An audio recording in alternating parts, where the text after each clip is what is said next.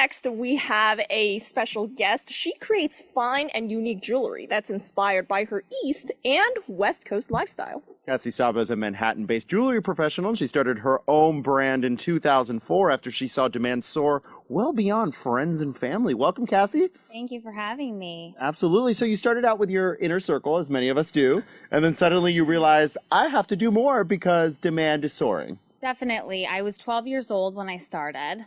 So strangely. Young entrepreneur.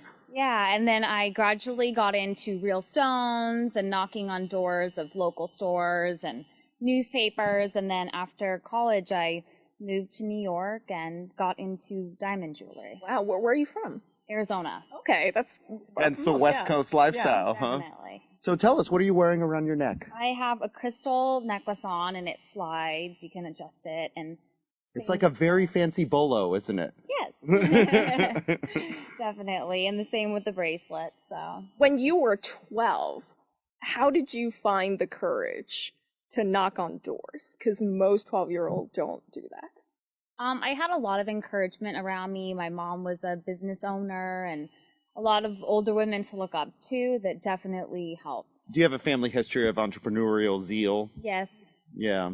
definitely. I mean, we just had, the guest on talking about women empowerment, and I think you're a pretty good example of that. So what do you say to young girls out there who are thinking, okay, I'm going to do my lemonade stand or I'm going to do something else? What do you say to them? Absolutely. Go for your passions, take risks. You never want to have any regrets. Okay. So tell us about diamonds, because you're really into diamonds. What are we looking for when we're shopping for a diamond? So many things. Cut, clarity, colors. When I find lots of guys stones looking for engagement rings, I like to look for triple X stones, which means they're excellent in all spectrums and really give you that brilliance. There's a lot that goes around shopping for a diamond, huh? It's an education in itself, isn't it? Definitely. Yeah. Have the time. I'm like educating. Some people know exactly what they want. It's really all over the board. And it's not all about, there's so many facets. It's not just about size or clarity or cut. Exactly. It's all together. It's kind of a 360 view of the diamond. Absolutely. What do you look for the diamonds that you buy for your own jewelry?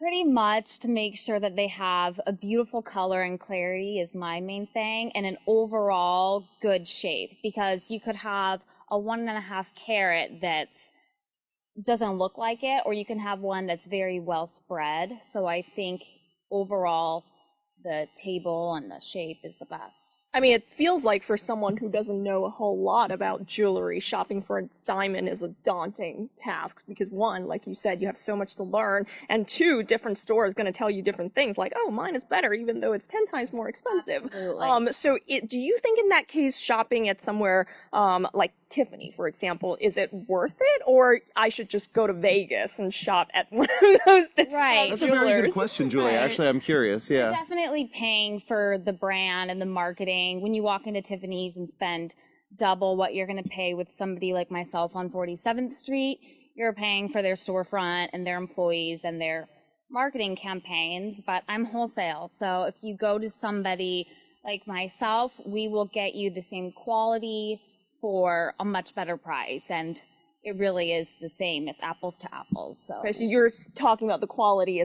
They would look exactly the same if I put them under a microscope. if you're saying like they have a G color stone and an SI1 clarity, and I can find you one. We're speaking a foreign language here now. Yeah. So it's hard. Some people want that brand, but I'm here to tell you that there's a lot of people that do just as nice of quality. So we have a question from the audience. It's not about your jewelry. It's about your beautiful blue dress. Where did you get it? I got this from Nordstrom Rack maybe 4 years ago. Oh, see? wow. There's always good bargains to be had. So many things. It's just a bold color. So, So beyond diamonds, you also do other stones as well. What are some of your favorite stones?